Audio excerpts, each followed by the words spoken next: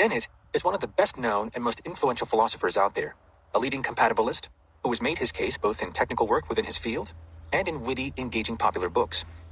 He implicitly takes this ahistorical stance and justifies it with a metaphor that comes up frequently in his writing and debates. For example, in Elbow Room, The Varieties of Free Will Worth Wanting, he asks us to imagine a foot race where one person starts off way behind the rest at the starting line. Would this be unfair? Yes, if the race is a 100-yard dash.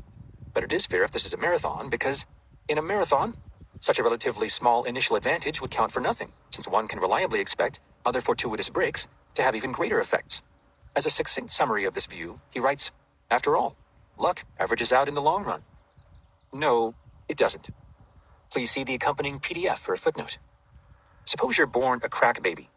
In order to counterbalance this bad luck, does society rush in to ensure that you'll be raised in relative affluence and with various therapies to overcome your neurodevelopmental problems? No. You are overwhelmingly likely to be born into poverty and stay there. Well then, says society, at least let's make sure your mother is loving, is stable, has lots of free time to nurture you with books and museum visits. Yeah, right. As we know, your mother is likely to be drowning in the pathological consequences of her own miserable luck in life, with a good chance of leaving you neglected, abused, shuttled through foster homes. Well, does society at least mobilize then to counterbalance that additional bad luck, ensuring that you live in a safe neighborhood with excellent schools?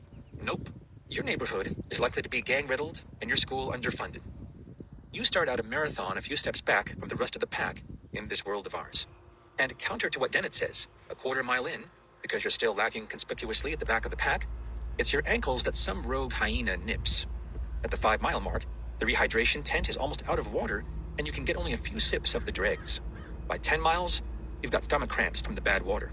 By 20 miles, your way is blocked by the people who assume the race is done and are sweeping the street. And all the while, you watch the receding backsides of the rest of the runners, each thinking that they're entitled to, a decent shot at winning. Luck does not average out over time, and in the words of Levy, we cannot undo the effects of luck with more luck. Instead, our world virtually guarantees that bad and good luck are each amplified further. In the same paragraph, Dennett writes that a good runner who starts at the back of the pack, if he is really good enough to deserve winning, will probably have plenty of opportunity to overcome the initial disadvantage. My emphasis. This is one step above believing that God invented poverty to punish sinners. Dennett has one more thing to say that summarizes this moral stance. Switching sports metaphors to baseball, and the possibility that you think there's something unfair about how home runs work, he writes, "If you don't like the home run rule, don't play baseball. Play some other game." Yeah, I want another game, says our now adult crack baby from a few paragraphs ago. This time, I want to be born into a well-off, educated family of tech sector overachievers in Silicon Valley, who, once I decide that, say, ice skating seems fun, will get me lessons and cheer me on for my first wobbly efforts on the ice. Fuck this life I got dumped into. I want to change games to that one.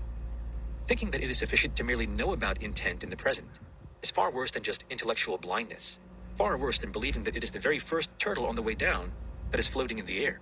In a world such as we have, it is deeply ethically flawed as well. Time to see where intent comes from, and how the biology of luck doesn't remotely average out in the long run.